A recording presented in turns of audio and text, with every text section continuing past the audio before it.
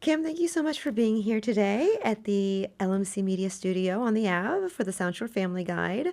Kim's with us from the Larchmont Library, sorry. Yes. And so please tell us what it's like in the Library of Larchmont. Yeah, it's a very vibrant place. There's a lot of people of different ages and stages and whatnot. And so I'll speak specifically to the children's programming there. Sure. I am the teen librarian, so I cover students in grades 6 to 12, but we have an amazing children's room. It's always busy, and there's a lot to do in the room. Like what?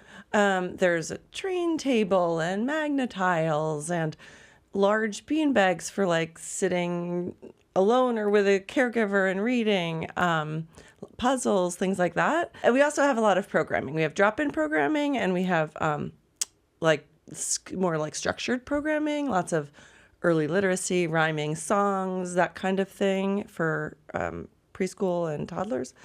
And then, crafts and science and things like that for older elementary. But we have like drop-in Legos, drop-in crafts. We found that it's nice to give families less of a schedule because they're so busy. So we'll sometimes have just an afternoon of various things, which is really nice. And there's a lot of, there's certainly literacy, but there's also just socialization. And so like working and playing with others and that kind of thing is going on in the children's room. So it's a great place. Obviously, tons of great resources in terms of books. And we have, an ebook collection too, and a lot of materials for families to use. And then we have a separate teen area. It's not a room, it's an area, so it's not closed off. Adults use it all day, and then we have to kind of give them the boot after school. But it's a great place for teens to just kind of like be together and not at home or at school. We have games. They come and collaboratively study or study, by themselves. And we also have a lot of programming, fun stuff like gaming, we have video gaming, board gaming, Dungeons and Dragons.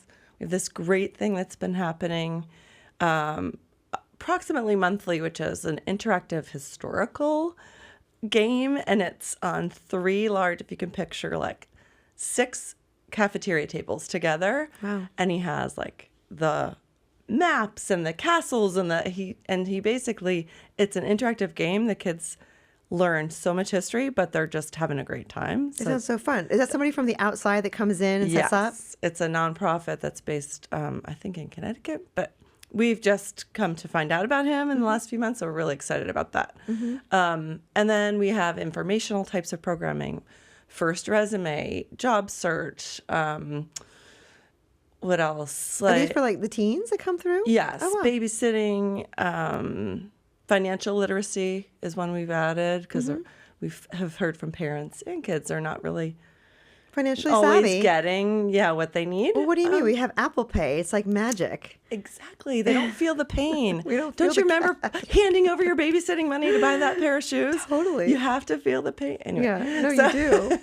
So, and then we just have a lot of support services, I'll say, in terms of, again, like providing study space and during AP and finals prep, we have like a free coffee bar, just sort of like fidgets and things to just kind of like support those kids. I have to say, I didn't even know that there was this like kind of hangout area room that you can go to as a high schooler. And I think that's so incredibly important and special. Like, where do you go if you don't want to go to somebody's house per se, and you don't necessarily want to stay in school, and you don't want to go to like Starbucks or a coffee shop? Right. Then it's nice to have the library as a place where you can go and be together and Yes, just kind of absolutely.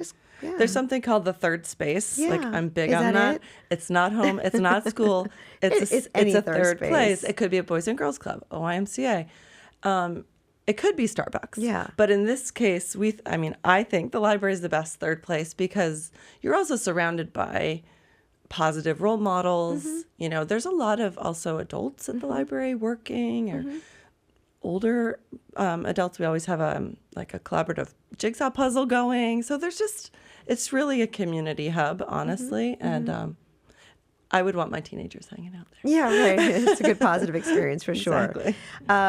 A quick little note, a good little story is actually 20 years ago when my husband and I were living in Manhattan and we were looking to purchase a house in Larchmont, we were getting outbid highest and best. At one point we were like, you know what, we're just not going to stop looking. We're just going to stay where we are. And at one point he was working out here and my brother and sister-in-law live up here and he was driving by their house and he saw there was a house for sale. So he was like, you know what, I'm just going to put in a bid for asking and see. And that he doubted that they would accept our offer. Well, they accepted our offer. But it happened to be George Burchell and his wife that lived in this house. And it was an estate sale. They had no family to give it to. And the proceeds from the purchase of our house went to build the Burchell Children's Library. Oh my gosh. I know. That's so cool. I know. So it just like, it feels good. It's paying it forward. And absolutely. we just love that. That's so nice. Yeah, it's a really good story. I just wanted to share with all you out there. It was a good story. Yes, for sure. No, but thank you for all that you do. I mean, there's so much programming and you really have to keep up because there's a lot of things optional or not. I mean, you can just, like you said, go and drop in. Yeah. So if they want to check out the website or something, like where would they go? Sure. It's larchmontlibrary.org. And obviously there's different areas of that. You'll also see on the website, we do have a ton of electronic resources, and that really was amped up in COVID. We added a lot to our ebook collection. We have audiobooks. There's also downloadable movies and music. Again, all free. And we have a really robust museum pass program. Oh, interesting. So, museums, especially if you're taking a family, can be pricey. It can be. But even MoMA, like there's city museums. There's also Stepping Stones up in Norwalk. That's right. And there's a lot of great options. And again, all free to the public. It's, we need some notice and you can make a reservation. But it's really great. It's wonderful. Yeah. Well, thank you for sharing, Cam. Thank you for having me. Of course. Appreciate you being here. Hope to see people at the library. I'm sure you will. Thanks a lot. Thank you. Thanks.